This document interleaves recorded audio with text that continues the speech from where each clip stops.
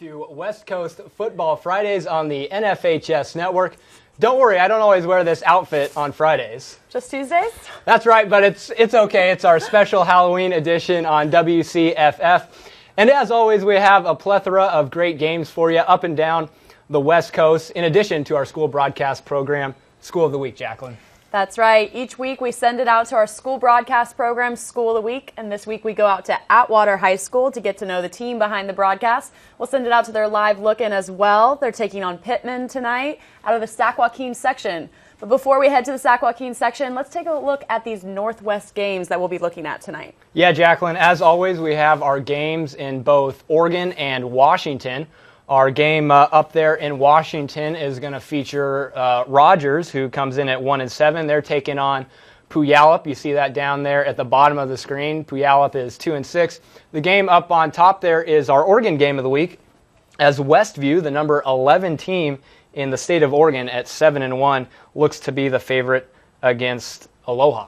That's right, and then we send it down the coast into California, where we're going to take a look at our game of the week. That's Franklin versus Elk Grove. First of all, our game of the week, a big rivalry game. Super excited about that one. Yeah, really looking forward to it, Jacqueline. We'll hear from a couple other guys in just a few minutes on that one. But the Highway 99 rivalry, as I like to call it, two teams within just a few miles of each other. Then we have another really good one between two 6-2 teams in the North Coast section. Freedom taking on Pittsburgh.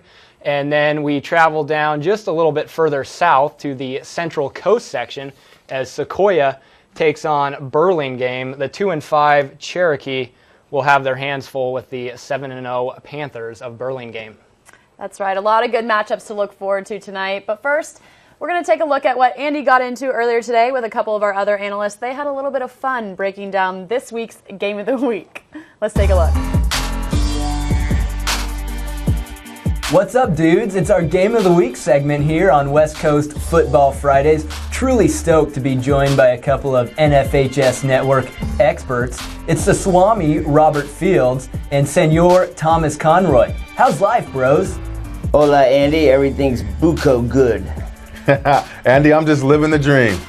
All right, guys, well, let's go ahead and talk about this game. We traveled to the Sac Joaquin section in Northern California, where we have a seriously good game. It features Franklin from Elk Grove with a killer 5-3 record. They take on Elk Grove, who has a gnarly 6-2 record. Robert, we look to this Franklin team.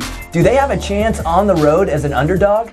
Do they have a chance? Come on, bro. They are not the underdog in this game. They're the prohibitive favorite, as they have won 5 of the last 6 games against Elk Grove. They have a great balanced attack of 140 yards rushing, 210 yards passing. They flat out get it done. A few injuries may derail their plans, but I think they're going to get it done in this contest. Well, injuries has temporarily derailed the expectations for the Elk Grove Thundering Herd this season, but their potent running attack has brought them back to the top of the Delta League, as they average over 246 yards per game, with leading the way is their senior running back, Spencer Shreve, with 725 yards rushing and 8 touchdowns on the season. Hey guys, sweet discussion, but let's get down to specifics here. Who's going to be that killer X factor in this contest? For me, it's going to be Lamar Jackson, standing at 6'4", 210 pounds. He'll be one of the biggest players on the field, but in this contest, he has to be the best. He has 8 rushing touchdowns, 3 passing touchdowns, and 1 receiving touchdowns. If he gets 1 of each in this contest, there's no way Franklin loses. If Elk Grove somehow falls behind in this contest, then via the air, my X factor, sophomore quarterback Tyler Vanderwall, will bring him back, as he's thrown for over 900 yards and completed 54% of his passes this year. Hey, truly epic stuff, gents. But it's time for our final portion of the segment, where I get your bold predicaments for the evening. Who's going to win this game, and what's going to be the final score?